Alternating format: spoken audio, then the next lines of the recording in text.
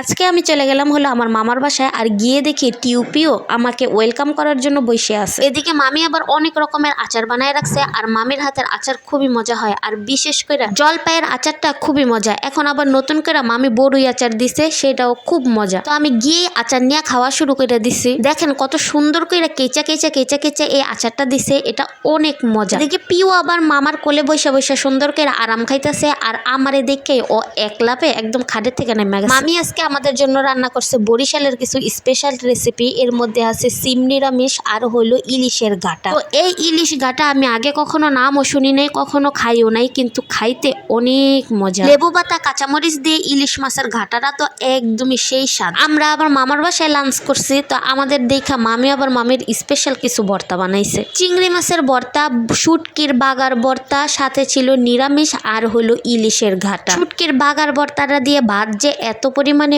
মজা, একটু জাল কম কিন্তু একদম ভর্তাটা লাল লাল। আমরা এত পরিমাণে ভর্তা লাভার, আমাদের তরকারি হয় না, আমরা এক প্লেট ভাত ভর্তা দিয়ে খেয়ে ফেলতে পারি। এখন আমি নিলাম হলো ইলিশ গাটা। ইলিশ গাটাটা এত পরিমাণে মজা হয়েছে, পুরো একটা সুন্দর একটা ফ্লেভার আসতেছে। আজকের দুপুরটা একদম জমে ক্ষীর, সেই স্বাদ।